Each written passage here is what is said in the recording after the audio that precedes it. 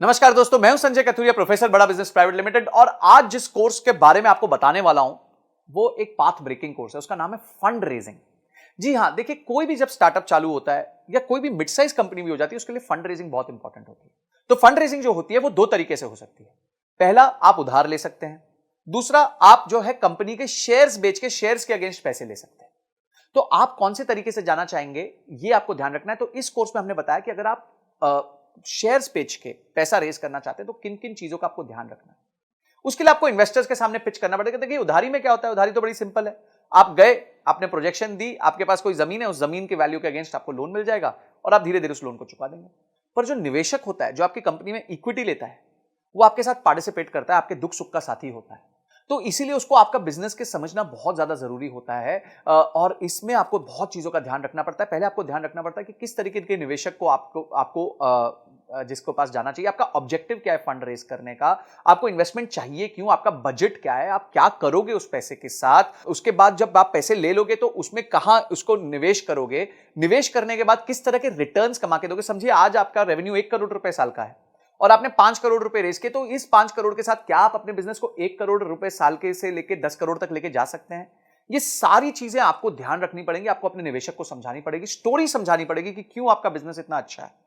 क्या क्या स्टेप्स होते हैं फंड रेजिंग में, बूटस्ट्रैपिंग क्या होती है, बिना फंड रेजिंग के कैसे बिजनेस चल सकता है, इन्वेस्टर्स को जब आप पिच करते हैं तो कैसे करते हैं, कैसे उसके उसके फ्रेमवर्क्स भी दिए हैं हमने, पिच स्टैंडर्ड पिच डेक्स भी दी हुई है कि कैसे पिच डेक बनानी चाहिए।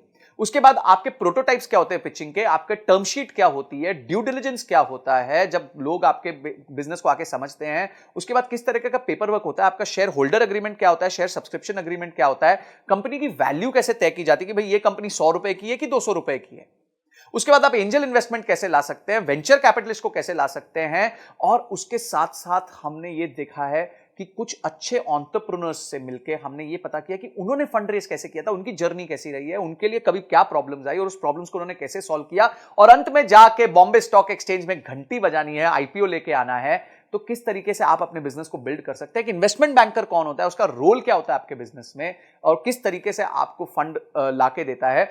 आप उसके बाद इन्वेस्टर रिलेशंस कैसे मैनेज करते हैं, जब निवेशक बोर्ड पे आ जाता है उसके साथ कैसे अपना आप रिलेशन मैनेज करेंगे। ऐसी 32 पावरफुल वीडियोस हमने बनाई हैं जिसमें case studies, examples, real life cases हमने लिए हैं, जिसको आप यूज करके फंड रेजिंग कर सकते हैं। तो बाप रे, इतना सुनने के बाद ही आपको मन करना चाहिए कि मैं इस कोर्स को अनलॉक कर लूं, इमीडिएटली अनलॉक कर लूं और जाके सारे वीडियोस को ध्यान से पढूं, उसको इंप्लीमेंट करूं और उसके बाद उसके रीडिंग मटेरियल्स को पढ़ के उसको और डीप में समझूं। तो ये सारी चीजें हमारे एक ही कोर्स में इतना सब आपको मिल जाएगा, इतनी सारी आपकी प्रॉब्लम सॉल्व हो जाएंगी। आपका गोल है अगर कि कंपनी के लिए फंड रेज करना है तो आप इस वीडियोस को देख के बहुत अपने आप को इक्विप कर सकते हैं, प्रिपेयर कर सकते हैं। इसके साथ हमने 450 फंड्स की लिस्ट भी दी है जिनको आप अप्रोच कर सकते हैं, उनके फोन नंबर के साथ, उनके किसको आपको अप्रोच करना है उसके साथ। ये सारी चीजें हमने इसके साथ फ्री रिसोर्सेज दिए हुए हैं। तो इमीडिएटली जो है एक्शन लीजिए, क्योंकि एक्शन के बिना कोई परिवर्तन नहीं आएगा, कोई चेंज नहीं आएगा।